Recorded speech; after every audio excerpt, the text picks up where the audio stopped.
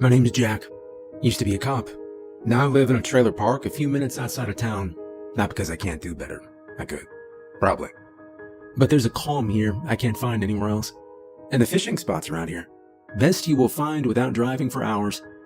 Some mornings, I sit out by the water with a line in the lake, thermos of coffee in my lap, and for a little while it feels like everything's just the way it should be. I don't have much, but I have enough. My trailer's a little beat up, but it's mine. Fixed it up myself when I moved in. Replaced some siding, patched the roof, rewired half the outlets. Some folks here don't bother much with repairs, but I like keeping busy. Gives my hands something to do. Reminds me I still got purpose. After 25 years on the force, I thought I'd feel more, accomplished. But the pension barely covers the groceries, and no one remembers your name once you turn in your badge. I still get the itch sometimes when I see something wrong. Want to help? Want to fix it? That's what I've always done. So now, I fix things for folks around here. Washing machines, fences, leaky pipes. Mrs. Leary in Lot 7 calls me when her porch steps go crooked again. I rebuilt the back half of Joe's trailer after a windstorm nearly took it off. I don't ask for much. Sometimes people give me a beer or slip me a few bills. Sometimes they just say thanks. And that's enough. Don't get me wrong, I miss my job. Miss wearing the uniform, walking the beat, knowing I was doing something that mattered. But what I miss most is being useful. People trusted me. They looked to me when things got bad. I still want that, you know? I guess that's why I help around here. These folks need someone like that. I live simple. Wake up early, stretch out the knees, make coffee. If no one needs anything, I go fishing. Sometimes, I just sit on the steps and watch the sun move across the grass. Not many do that anymore. Everyone's always rushing somewhere. Even here, you see it. But me, I like the slowness of it all. There's this smell in the air in the mornings. Damp earth, pine, something else I can't name. Reminds me of being a kid. My granddad had a place by the river. He'd let me help him fix the fence or carry his tackle box. Said a man should know how to care for the things he owns. I think about that a lot.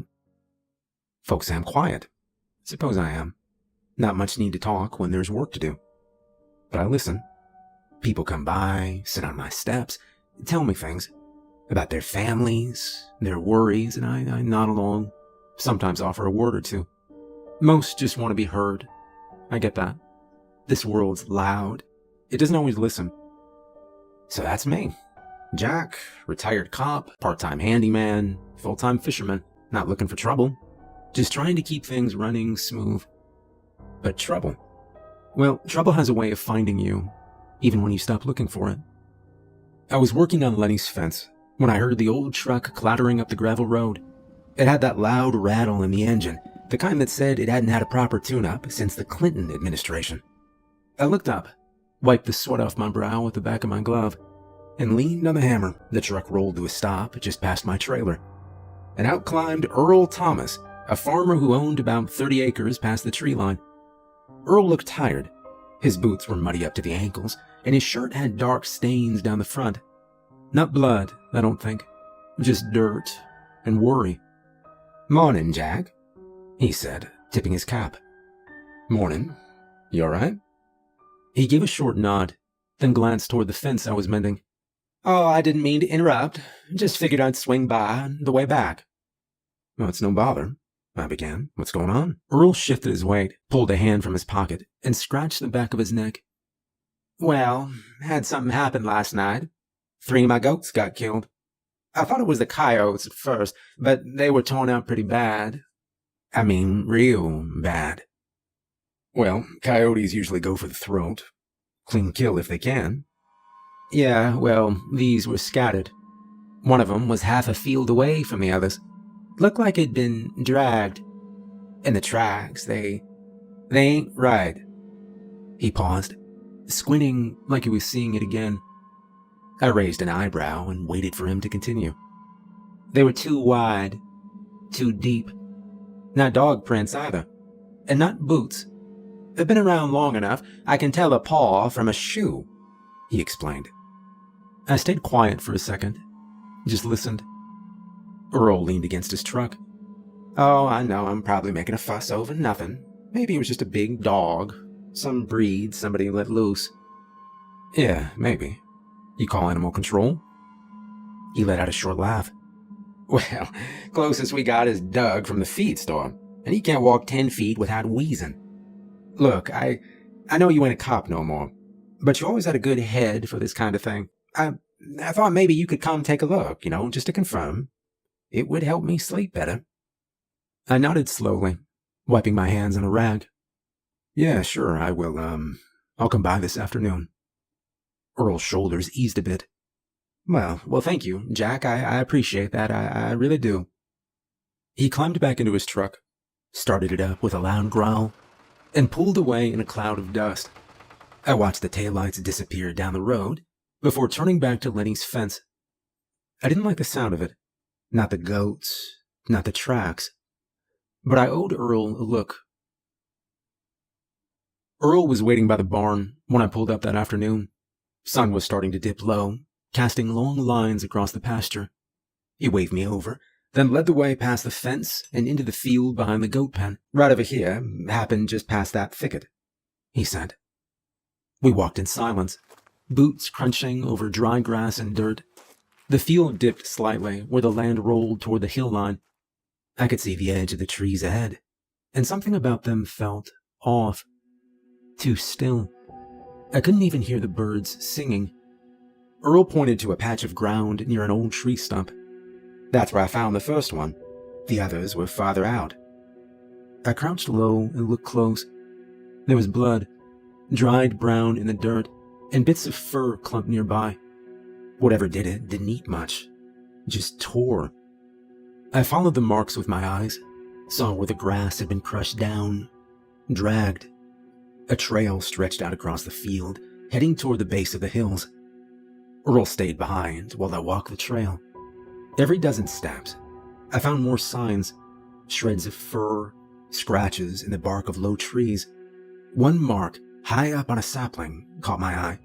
It looked like something had raked down with claws, 4 long lines, clean, deep. I placed my hand beside them. Each mark was nearly as wide as my fingers. This was not a coyote. I didn't say anything, not yet. Just kept walking until I saw where the trail turned, slipping through a narrow break in the brush and up toward the rocky ridge above the field. The dirt was torn there too. Big prints, deep, spaced too far apart for anything I'd seen in these parts. Whatever it was, it moved fast. I came back to Earl. He was kneeling by the second blood patch, chewing on a toothpick, like it might help him think. Well, you find anything? I nodded, slow. Trail leads up toward the ridge. I'd like to take a look up there. I won't be long. He stood, brushing dirt from his knees. All right, I'd come up there, but I gotta get back to the cows before dark. One's calving soon. Yeah, go ahead. Just tell the neighbors to keep their pets inside. Livestock, too. Lock the coops and pens, just in case. You think it'll come back, then? He asked. I didn't answer directly. It's better to be careful. Earl nodded. All right, Jack. Well, you be safe up there. He turned and made his way back to the barn. I watched him go, then turned toward the trail again, eyes on the path climbing into the ridge. The trail up the ridge was steep in places. Dirt crumbled under my boots, and brush scratched at my jeans, but I kept going. The sky was turning that late-day color, warm and gold, with long streaks over the hills. I moved quiet. Years on the force taught me how to walk without being noticed. Even in the woods, there's a rhythm to it. Step, wait, listen. Step again. I followed the trail of torn grass and broken twigs. The deeper I went, the more signs I saw. Scattered feathers, more tufts of fur, even bark stripped from trees like something had passed through in a hurry, or in a rage. Then I smelled it. The kind of smell that turns your mouth dry without knowing why. Not fresh rot, but sweet and wrong. It led me around a cluster of rocks and down into a small hollow. And that's where I saw it. The deer, or what was left of it. Its body was torn open, One side stripped clean. Ribs stuck out sharp as fence post. The spine bent at an angle that made my teeth clench. Its head was gone. Not cut. Ripped off. No clean line. Just shredded meat where a neck should have been. One of the legs was missing. The rest stretched out like it'd been trying to run even after it fell. I crouched next to it. Flies buzzed, but I didn't pay much mind. The tracks around the body were the same as before. Wide, deep, long strides. A few feet past the carcass, I saw something else. The ground dipped into a small pit, barely 2 feet deep, half covered with brush and loose branches. Looked like an animal den, but too big for a coyote or a fox. I walked to the edge and peered in. That's when I found them. Bones. All kinds. Small, medium. A couple looked like dog or raccoon, but others weren't animal. There was a hand. Human. Still had some skin on it. Dried and cracked. Fingers curled inward like it died mid-reach. Another one nearby. And further in, more pieces. Wrist bones. A bit of jaw with teeth still in it. I backed up slow. My heart didn't race, not yet. But I felt something cold in my spine. The kind of quiet fear that doesn't need a loud reason. Just the sight of something that doesn't belong. People had gone missing around here. It didn't make the city papers much. It was folks who lived out in the sticks. Passing through. Hikers. Loners. You hear it in gas stations. At the feed store. Hey, you hear about that fella went missing last week? They never found his car. And most people don't think twice. But now I was thinking plenty. I didn't know what this thing was, not yet. But I knew it didn't kill to eat. And if it was moving closer to Earl's fields, it was only a matter of time before it hit the edge of town. Or the trailer park. I walked back fast. Not rushed, not running, just steady. The kind of walk you do when your mind's already 5 steps ahead, figuring what comes next. Sun was low by the time I reached the bottom of the hill and crossed the pasture again. Earl was nowhere in sight, and I didn't stop to knock. When I got back to the trailer park, lights were starting to flick on in windows. Kids were still out near the gravel loop, kicking a ball around. Old man Hollis was sitting on his porch with a radio, humming along to some tune I didn't recognize. Everything looked the same. But it wasn't. I went straight to the bulletin board. It was a leaning thing, nailed between 2 fence posts, right by the mailboxes. People used it for everything. Garage sales, free kittens, someone looking for a ride to the doctor in town. I pulled the pencil from the string and grabbed a scrap of paper from the bottom tray. Wrote simple.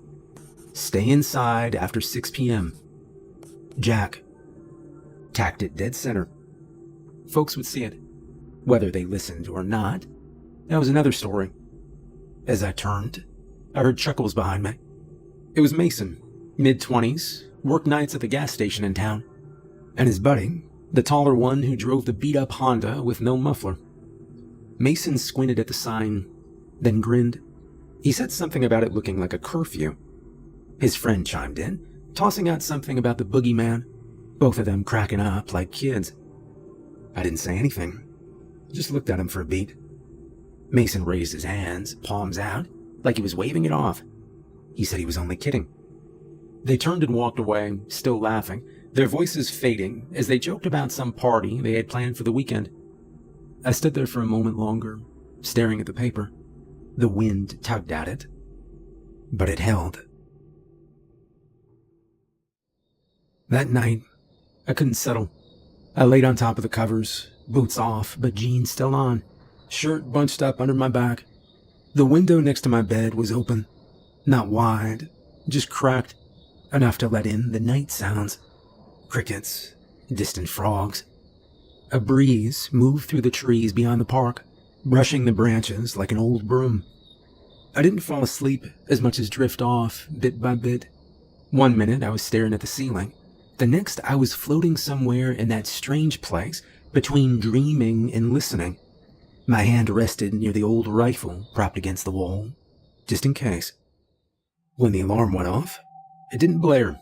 It clicked, a sharp, fast rhythm, like tapping on glass. I bolted upright. That sound meant something had tripped the trap behind the shed. I'd rigged it myself with a pressure plate and a wired buzzer that'd go off inside if something big got caught. Most nights it stayed quiet. Not tonight. I moved slow, reached for the rifle, and crawled up to the window, careful not to knock anything over. The trailer was dark inside. No lights, just the faint green glow of the microwave clock across the room. I kept low, eased up to the edge of the window, and looked out. At first, I didn't see anything. Then, just over the top of the fence line, past the small clearing between my lot and the woods, I saw them. Eyes. Red ones, set too far apart for any animal I knew, and too high up for anything on four legs. They were just above the brush, unmoving, staring straight at me. The hair on my arm stood up. I raised the rifle halfway, keeping it down by my hip while I squinted through the window. Then it moved. The thing stepped forward into the moonlight, just enough for me to see the shape. My eyes took a second to adjust, but when they did, I couldn't believe what I was seeing. It looked like a dog with the head of a rabbit. The body was lean, wiry, with long limbs and a sunken middle. But its head had long ears, bent back like a rabbit, and its snout was too short. The eyes glowed like coals, and it was sitting upright. Its legs were folded underneath, front paws resting straight, still as stone. I reached for the rifle with both hands, but before I could lift it all the way, the thing turned. Then it dropped low to the ground and disappeared into the brush without a sound. I stayed still, counted to 10, then 20. When I was sure it was gone, I moved. Quietly, I slid out the door, rifle in hand, and crept around the side of the trailer. My boots made almost no sound on the gravel. I reached the edge of the shed where I'd laid the trap. A bear trap I'd bought years ago at a swap meet from a guy who swore it worked on wild hogs. I'd sharpened the teeth myself, added the pressure sensor. It'd been triggered. The jaws were wide open, the latch bent slightly at the hinge. Fresh blood, a thick smear along the edge of one tooth, and a few dark drops in the grass nearby. The blood trail was thin and scattered, leading toward the woods, but I didn't follow it. I stood there in the dark for a long time, just listening. But nothing. Even the crickets had gone silent. I reset the trap with a gloved hand, wiped the blood off with an old rag from my pocket, and backed away slowly, eyes on the tree line. I didn't sleep easy that night. The next morning, just after sunrise, I was sitting outside with a cup of black coffee when I heard a scream coming from down the row. It was high and sharp, the kind of sound that makes your spine straighten before your brain even catches up. A moment later, I saw a young boy running barefoot through the gravel, still in pajama pants, tears streaming down his face. He was from Lot 12, 2 trailers down from mine. His name was Eli, maybe 9 or 10. I'd fixed his mom's washing machine last month. I set the cup down and walked toward him as his mother came rushing out of the trailer, scooping him up and pulling him back toward their steps. And that's when I saw it. There was a sheep sprawled across their front stoop, its body torn open from neck to belly, insides hanging loose, like someone had reached in and just yanked everything out. Blood had soaked into the wood of the steps and dripped down onto the dirt below. One leg was bent underneath at a strange angle, and the head looked like it'd been bashed against the siding. I didn't need to take a closer look. I already knew it was the same thing I'd seen signs of before, the same thing that had killed Earl's goats, left that deer gutted up on the ridge, and stared at me in the dark, just a few hours ago. The sheep hadn't wandered up here on its own, and it sure as hell didn't die here by accident. The thing had carried it here, dragged it out of whatever pasture or pen it came from, brought it right up to the front door of a trailer that it knew was occupied, and left it where a child would be the one to find it. It meant the creature was getting bolder. It had left the woods, crossed the open road, walked into a park full of people, and delivered a warning in the plainest way it knew how. And if it could bring down livestock, drag it all the way here, and slip back into the trees without anyone seeing or hearing a thing, then there was no telling how long it'd be before it moved on from animals to something else. Maybe it'd come after another dog, maybe a person next time, maybe a kid. That's when I decided I wasn't going to wait and see. By late afternoon, I had everything packed. I packed my old cop duffel with the tools I figured I might need. Thick gloves, nylon rope, hunting knife, my Winchester rifle, extra rounds, whatever else I thought I needed. When I had everything ready, I drove the old truck down the back road that led past Earl's fields and toward the base of the ridge where the trees thickened. I parked behind a line of overgrown brush. The sun was low enough by the time I stepped out of the truck that I knew I'd be reaching the ridge right at dusk. Light stretched across the top of trees like someone had poured gold over the leaves, the kind of light that disappears fast. The ridge wasn't far, but the climb slowed me down. Loose dirt gave underfoot. I moved carefully, checking the brush, watching for broken twigs, anything that looked fresh. I'd memorized this path the last time I came through, followed the same turns until I found the clearing with a deer's body, or what was left of it. The smell hit me before I saw it. Rot, strong and sour, worse than before. I pushed past a low-hanging branch, and there it was again. The remains had sunken into the dirt now, barely holding shape.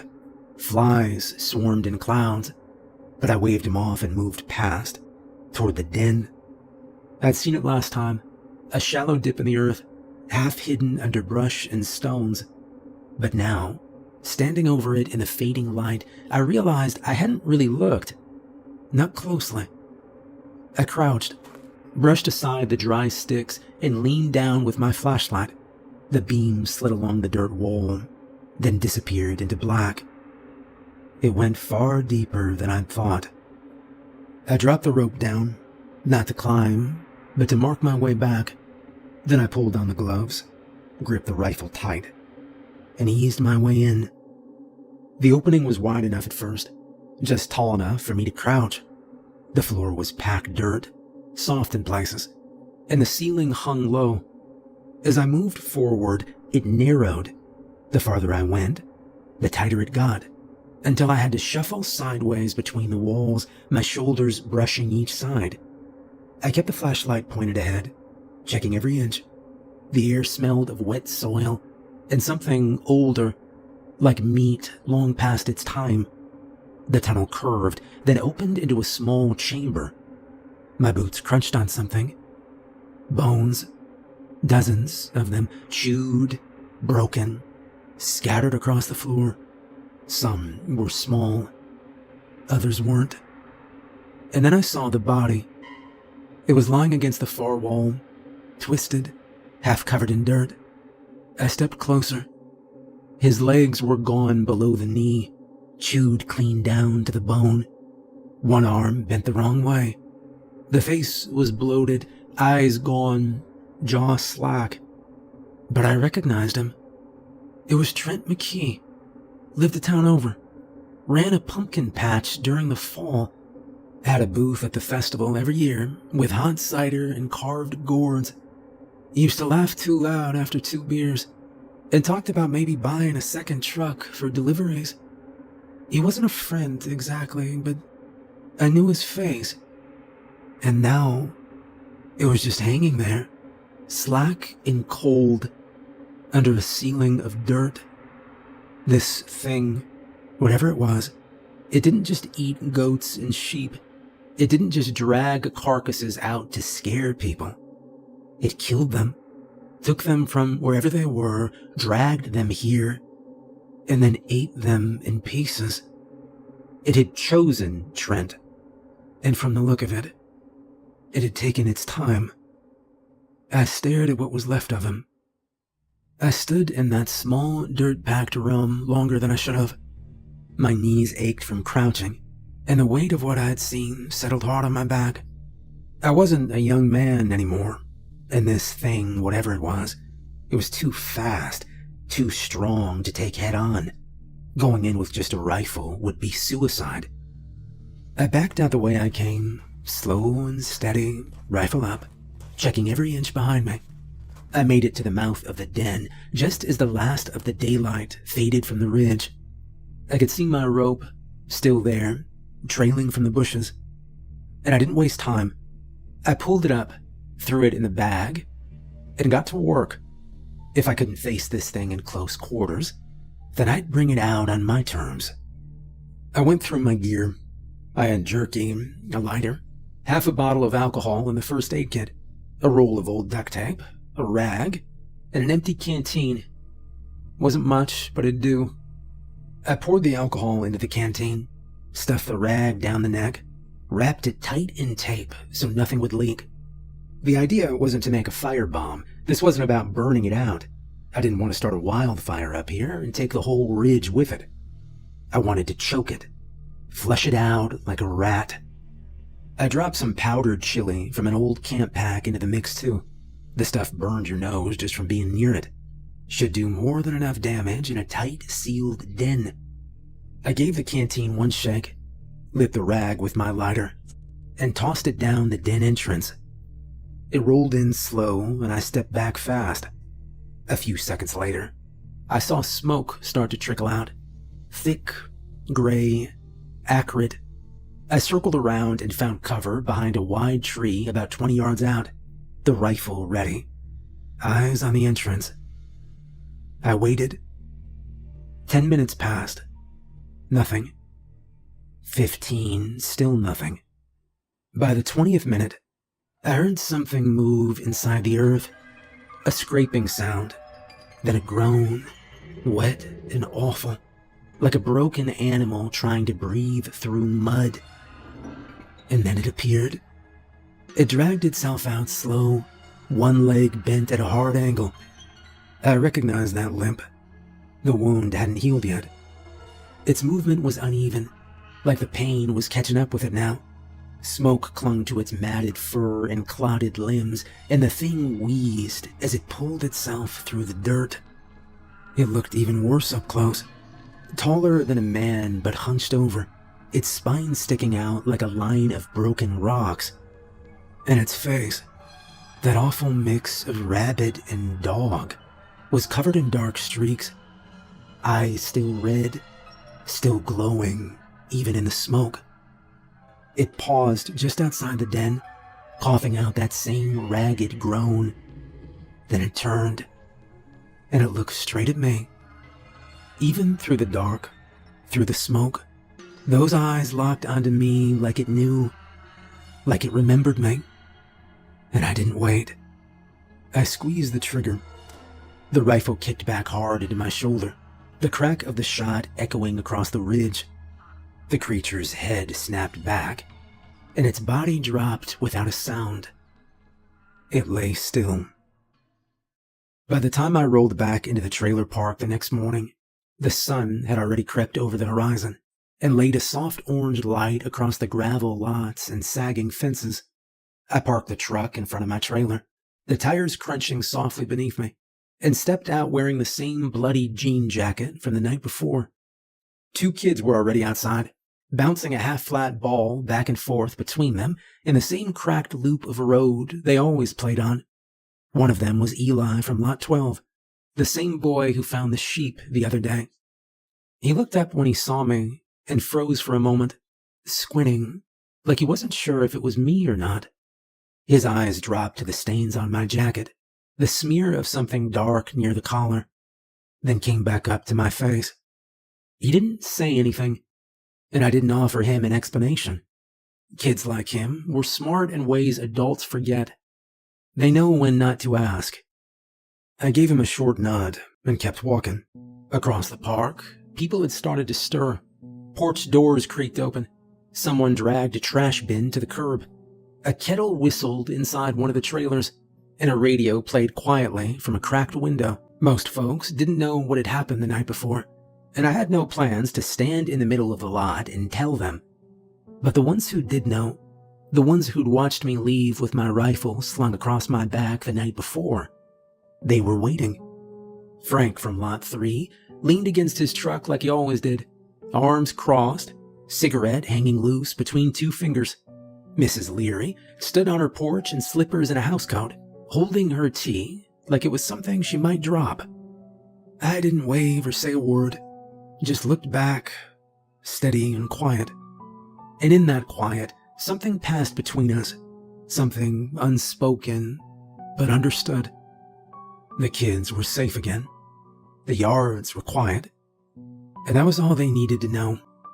After a shower and a fresh shirt, I got back in the truck and drove into town. I still had a job to finish. The police station looked just like it did back when I was on the force. Plain brick walls, faded badge logo on the front window, and a flag out front that never quite flew straight. Inside, the front desk had been updated since my time, now with a glass partition and two newer-looking computers. The young officer behind the desk looked up when I stepped in, gave me a half nod, and asked who I was there to see. I told him I needed Jensen, and he pointed toward the back with a little too much eagerness in his voice. Probably hadn't seen much action since high school graduation. Jensen was sitting in the same back office he always had, surrounded by papers he never seemed to file, and plaques he never dusted. His hair was thinned, and his gut had thickened. But the minute he saw me, he grinned like we were still partners walking the beat together. "Well, look who the cat dragged in. Wait, they finally asked you to come teach these rookies how to hold a gun?" he said, pushing back in his chair. "Not quite. I'm here to file a report," I said. That took the grin off his face. He sat up straighter, pulled a pad off his desk, and clicked his pen. I told him everything I needed to, about the cave in the ridge, the body I found inside, how it'd been there for weeks. I explained that it was Trent McKee, the pumpkin farmer from the next town over. I told him there wasn't much left of the body, but enough to be sure. Jensen listened without interrupting. "Any idea what did it?" he asked after a long pause. "Large wolf. Aggressive. Real territorial. I tracked it last night," I said. "Did you kill it?" I nodded to confirm. Then he asked what happened to the body. "I burned it. Took it to the old junkyard behind Miller's and set it on fire." He raised an eyebrow at that, the kind of look that said he had questions, but he wasn't going to ask. We'd known each other too long for that kind of thing. He just gave me a look, a slow nod, and scratched something down on the pad. "Well, you still got it." I gave a tired smile back. "Barely." You ever think of coming back? Not full-time, just helping train the new blood," he said. He clapped me on the shoulder with the same rough hand I remembered from years ago, and I left the station. But Jensen's words followed me all the way home. The part about helping out, teaching the new guys. It sounded like a joke at first, something said in passing.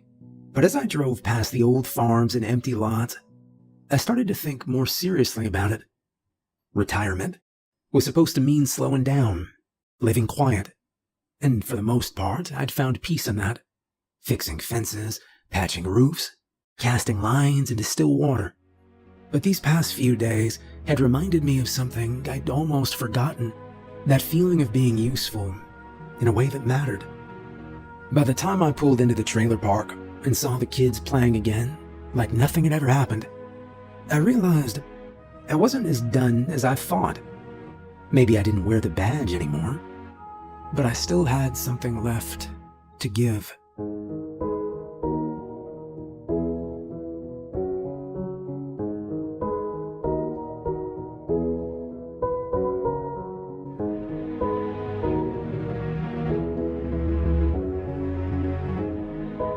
Hey, I hope you enjoyed the video. Special thank you to all my patrons. If you'd like to become a supporter on Patreon, there's a link in the description. I hope you have a great night, and thanks for watching.